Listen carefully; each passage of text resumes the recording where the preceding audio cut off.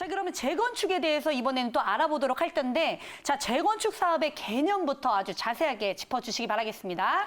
네, 재개발과 재건축은 약간의 이런 차이가 있습니다. 차이는 쉽게 말씀을 드리면 재건축 사업이 많이 이루어지는 거는 노후 분양돼 있는 공동주택, 그게 아파트가 주로 많이 일어나는 개발 사업이고, 재개발 사업은 단독 주택이라든지 노후 밀집도가 높은 이러한 주택가에 개발을 하는 개발 사업이다. 이렇게 단순하게 간단하게 머릿속에 정리를 하고 가시면 굉장히 쉬울 것 같습니다.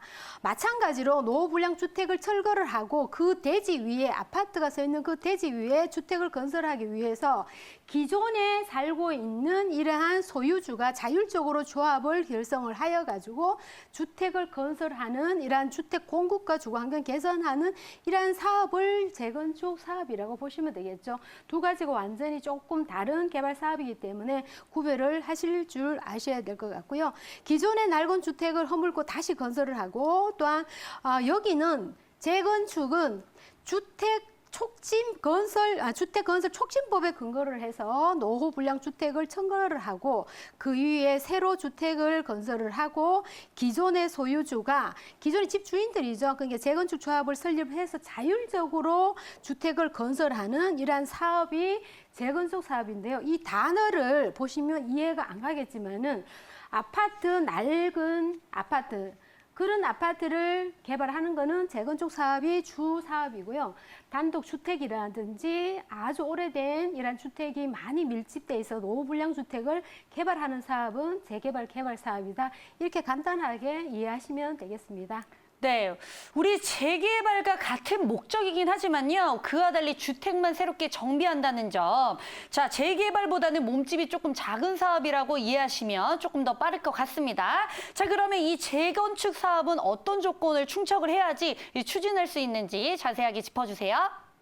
네, 아무래도 재건축 사업은 그 소유주가 이제 집 주인들이 자율적으로 개발 사업을 진행하다 보니까 단독 주택도 물론 대상이 되고요. 특히 공동주택, 그 아파트죠. 공동주택을 원칙으로 하는데 예외적으로 단독주택도 그 대상이 들어갈 수 있다고 보시면 되겠고요. 노후분양주택의 요건을 보시게 되면 건축물의 일부가 멸실이 되어 붕괴, 그러니까 집이 정말 안전진단을 받을 정도로 위험했을 때에 그 사고 우려보다는 재건축 사업을 하는 게 낫겠죠. 20년 동안 과다한 수선 유조비나 또 관리비가 드는 경우, 또 20년 동안 주거 환경이 불량해서 재건축을 했을 때에 현저히 효율 증가가 예상이 되는 경우, 이런 경우는 아무래도 다 오래되어 있는 아파트 단지를 의미를 하기 때문에 그 아파트 단지를 생각하시면 이해가 되실 것 같아요. 도시 미관이라든지 토지 이용도, 또한 난방 구조, 이러한 것들이 결합을 인해서 재건축이 불가피하다고 해도 시장이라든지 군수구청장에 인정하는 경우가 있습니다. 이런 경우도 재건축 사업의 대상이 되고요.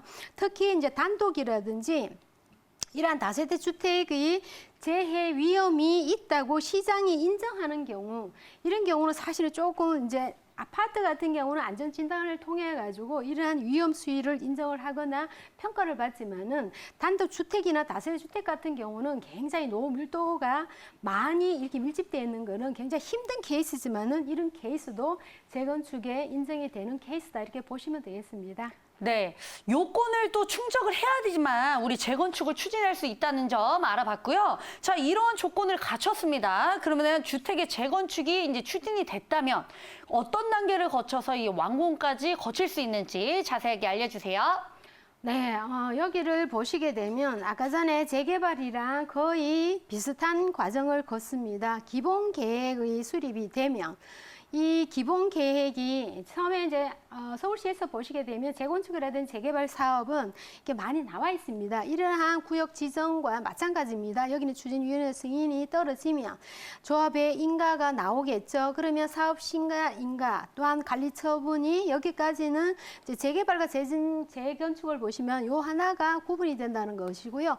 그 다음에는 보시면 입주와 조합 청산 거의 동일한 과정을 다 거쳐서 처음부터 끝까지 보시면 보통 한 8년에서 10년, 짧게는 한 7년도 가능하지만은 거기에 따라서 주민이 얼마나 빨리빨리 동의를 하고 협조하느냐에 따라서 개발 사업이 굉장히 활성화가 되고 있죠. 근데 요즘에는 정책적으로 보시게 되면 재개발이나 재건축 사업이 이제 정책적으로 보시면 많은 혜택이 줄어들고 굉장히 분양가 상한제라든지 이러한 것들 때문에 굉장히 더디게 느리게 가고 있는 편이기 때문에 많은 분들이 그 예상하시는 이러한 재개발이나 재건축 사업은 장기 투자의 의미를 가지고 가시라 다시 한번 말씀을 드리고 싶습니다.